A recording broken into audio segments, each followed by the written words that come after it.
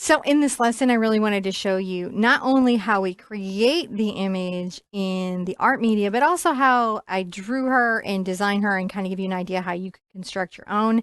Of course, this final image will be a traceable that you could use. And I just want to say when it comes to traceables, it's very important to keep in mind that it's not cheating to use them. To use projection or a light table or traceable is simply an art technique.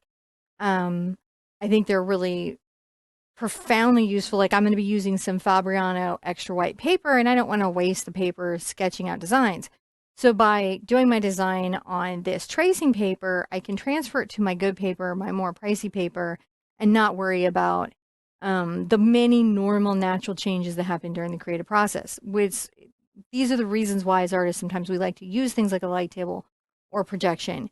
I highly recommend learning to draw. I just don't think it's the only gateway into art. So we'll get into this. And I have kidnapped some of my children's pencils because they were just around and close. And one has, these are just number school pencils, right? The regular HB lead. For this process, I don't find that it requires any specialty tool other than what I choose to ink with it at the end. And this is my Tombow ABT. It's been in my life so long it doesn't even say what it is anymore. So let's get in here and start to draw. Now I'm going to exaggerate some things about my girl's features. I'm going to make the head kind of more compact and childlike. I'm definitely going to be leaning in to the influences of artists like Margaret Keane and Keen Eyes or Jasmine Beckwith, where we use features in those exaggerations to create stories and narratives. You kind of see my little circle here. It's just a little ellipsal. Now, you can decide at this stage whether the character is looking directly on at you or is at a 3/4. For the interest of making it as easy and accessible for everyone, I will probably put them face on, but we must have gesture, right? So in this, I like to, if I'm going to do a center line, I do an interesting thing. Here's what is the top of my head, my slightly round, compact head. And I'm going to bring the line in a curve through the head, through. So what that does is that kind of kicks the head a little bit to the side and creates a little bit of drama. I'm going to taper a nice long neck, longer than could possibly hold our exaggerated head up. Now, the nice thing about the center line is it can help me place my necklines maybe a little bit better. I'm going to just pull the shoulders softly down. Right? That's pretty terrific. The hair, I know for a fact, because this composition is about these two spaces, this sort of aquatic space up in her hair down into this more celestial space that is surrounding her. So, I'm going to have to think about like how much space do I want for both of those places, and I will go ahead and kind of pull that in here, but pull it in higher up there. So everything up here would be her hair, and everything down here would be that. And it's going to be real fun because we'll pull some like little creatures coming through. Now, on her face, I'm still going to kind of place the eyes where you might expect them in the center, nose and mouth in those positions. Now I'm going to rotate this for better comfort for me. I started using this Lazy Susan so that I could do these more awkward filming situations in my other stuff and to not be leaning over my artwork so intensely. So now that I know my eye line is going to be here, I'm going to actually place my nose not far down from my eye line. This is going to create a more childlike aspect to our girl. I really appreciate you guys being patient for my drawing her in. I think sometimes seeing a source be created helps the whole process of the source, if that makes sense. So you can see I'm adding this here. So how I get this nose, I put in a little round circle. I would say it's bigger than a pea because there's two little pea-sized side nostrils, and we're going to put this in. And that's all I'm really going to do for the nose. Then I'm going to kind of try to get a mouth in here, and I want some space, you know, for there to be a chin, and then also shadow under the nose. So I just have to think about those things. I'm going to go ahead and put another little ellipse here. Be the top of her little mouth, and another little ellipse there. And that's going to make sure that wherever else I go with her mouth, that it is full. Because for this type of thing, I definitely want fuller, poutier lips. I'm going to bring this down the corners. Real easy from here to join up that mouth. Now at the top, you can leave it smooth and rounded, or you can kind of divot in. I'm going to divot in a small amount, but what you're going to see is that gives me a small little rosebud mouth. Now I've got lots of room for the big eyes now. So on top of her having lots of room for this aquatic space in her hair, I have lots of room to do the effect that I'm going to do on the eyes. There's a lot of rules around eyes, but when you start to exaggerate, some of those rules of composition and figure drawing can be bent a bit. And we are going to exaggerate a good bit. I'm not going to maybe have a full eye between her two eyes. Like often you'll hear that, like, oh, well, when you're doing this, you'll put there's a full eye. It'll be a good width, but it's not going to be a full eye. Because I want to be able to pull the viewer in to this plane space as well. Eyes are kind of my jam. We're really going to focus on them. That's so cool, right? So she's getting in there. You can start to see her now. I'll go ahead and think about where my little brows are going to be. That's pretty nice. I can put them lower. I can put them higher. It's really up to me. I think in this particular case, I'm going to keep them somewhat up here and maybe tidy. See how we're going? I really enjoy drawing. I never ever force my students to feel like they've got to draw, but I would love to invite you into it. Doodling and drawing is its own art practice. It's therapeutic in its own unique way, I think. And if you're up for it, it can really bring some great stuff into your life. Now, I may talk a little bit, like you can see here, I can start to pull this out a bit and then pull this in so I know where that is. But mostly we're not going to be seeing it. I just want to know where my trajectories are, because as I'm shading this space, I'm going to make this a little bit bigger. All right. As I'm shading this space, and I'm going to really kind of bridge the nose and do a couple of cool little whimsun things. Now, inside the eyes, I definitely want to have tear ducts. Really help me if I don't. And I'm going to exaggerate, again, the size that her eyes would be within the ocular space.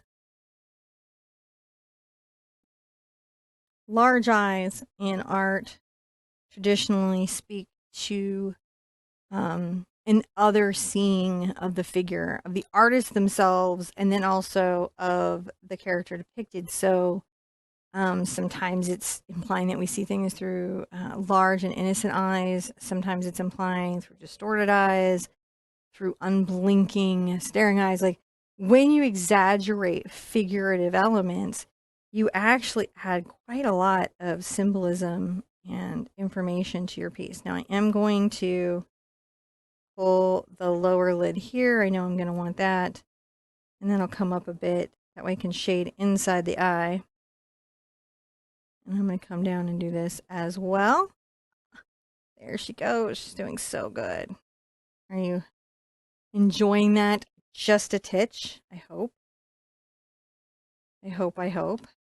There we go. So see, you're doing really well. And I'm doing really well. We're doing really well together. I hope you're doing good today. This is the beginning of Lifebook, and you've been a few weeks in, right? So you're at the start of the adventure. If I could give you some early advice to this, to remember that this is about pacing yourself and making space for this and saying it's okay for me to be in this journey the way I need to be in this journey. Don't burn yourself out trying to keep up with an imaginary schedule. On programs like this, you know, you've got to have a beginning, a middle, and an end. You have to have a calendar and a schedule, and, you know, that way students can enjoy the process. But that doesn't mean that you as a student need to be traveling through this necessarily the same pace. It's okay for you to find your rhythm. And it's beautifully set up so that you can take a break if you need to, or, you know, arrange things to fit your life. It seems very intentionally designed, in my opinion, to be flexible for you. We're really going to get into the eyes and lashes. She's got quite an intense little stare going, doesn't she? She's a little bit, she's a little bit punchy. If I were to give her 11s here, she would be the frowning mermaid. And what would we do with that? I have no idea. Something fun, I imagine. So let's pop in a little chin there, right? Oh, okay. So it's really wonderful that I have my center line and I had put my chin in, because otherwise with the tilt of her head, it would be super easy to lose that. Now, I will tuck in a little implication of an ear. I'm not going to fantasy the ear. I'm not going to Aquaman the ear where we do like fins or gills or something. You, of course, can if you feel called to that. But I think in this, it's going to be the context of the overall composition that will be deciding that. And then I'm going to see if I want to, how I want to do her sort of, is she going to have fringe? I guess is the question that we've got to ask ourselves at this time. Is she going to have bangs? And I think I do want to maybe take her part a little bit off center and sweep it here.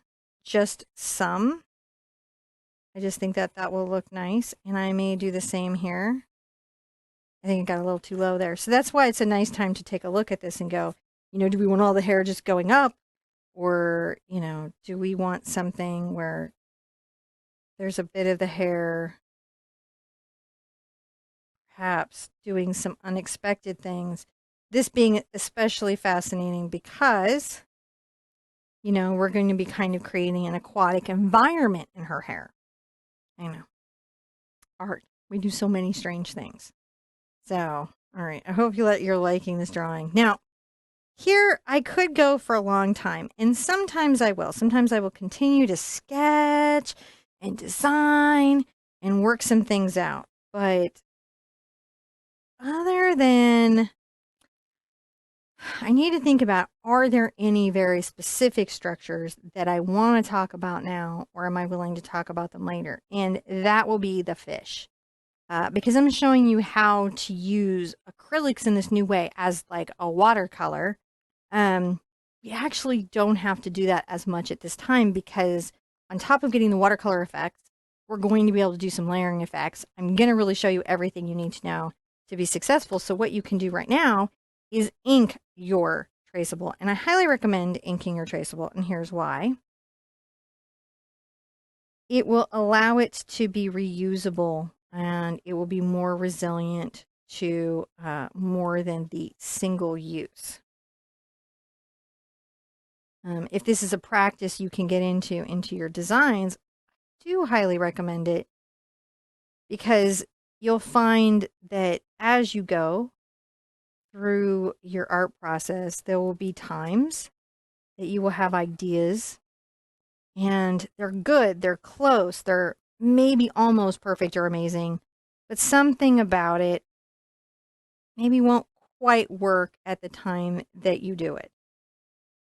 And that can be problematic unless you do what I'm doing here. And here's why. So say I do this and I enjoy my little painting experiment here, but there was something about the painting that I just felt could be different, or I could have thought out more. When I have this image on file, when I keep this image, I can always go back and revisit it and paint it another way, keeping all the things that I very much love about the original design, but not having to try to reinvent it down the road when I may be in a very different headspace. And I cannot tell you how much your headspace can impact the way that you might personally tap into your art. I'm just trying to keep my hand out of my ink. A problem that I have, because as you can see, I am a heavy-handed drawer. It's no problem. I could use a bridge or gloves or a bunch of solutions, but I don't really feel like any at this stage. I'm not that concerned about it.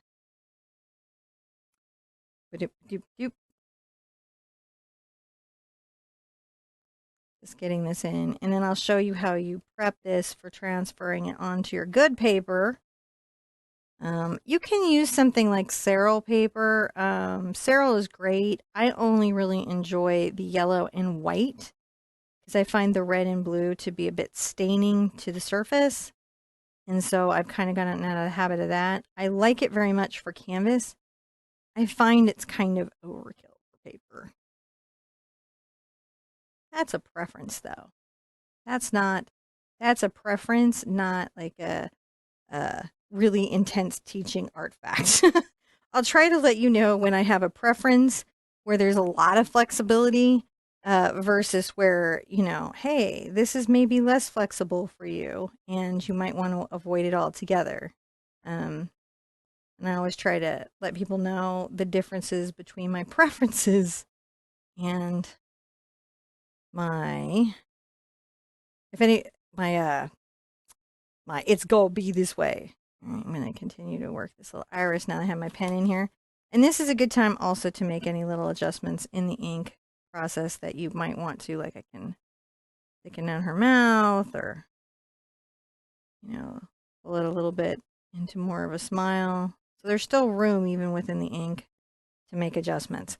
But this is basically where I'm going to go. Once I've done this, now you can get a darker lead if you want. I'm going to pull the tracing paper out. I am going to close the tracing book. I am going to bring this to the back and flip it over. And very carefully, using any lead pencil, just simply go back and forth on all these lines. Many of you have probably used this before, but in my lessons, I try to demo as many techniques and part of the process as I can, simply because it, I just never expect people to just know, right? I don't want to ever assume that somebody knows. I never know when a person who comes into my classes, what stage of their art that they've come in. Is it like they haven't done anything since kindergarten? And, you know, that extra information is really essential. So I just like to include it. I realize I'm pretty chatty. I'm good to put on if you're home alone. It's like I'm keeping you company. I'm like that chatty girlfriend that won't ever stop. What can I do? It's how I was made. Worked out really well for teaching online, though, I can tell you that. I'm not good at ASMR, which is that special kind of video that helps people sleep. That you just listen to quiet sounds. I would teach the whole lesson how to whisper if this were ASMR. Some of you right now got tingles in this lesson. But some of you turned the volume up. You're like, what? What just happened with the sound? Well, look, I've entertained you while we did our little rubbing together. So our little pencil is here. And then it's just going to be a matter of putting this on the paper and transferring that. We'll do that in the next video. I hope you enjoyed the drawing portion of this series, and I'll see you back for getting this on and painting it in process. I always love that. Okay. Be good to yourself, be good to each other. And I want to see you back here in like a few minutes because we still have another lesson to do.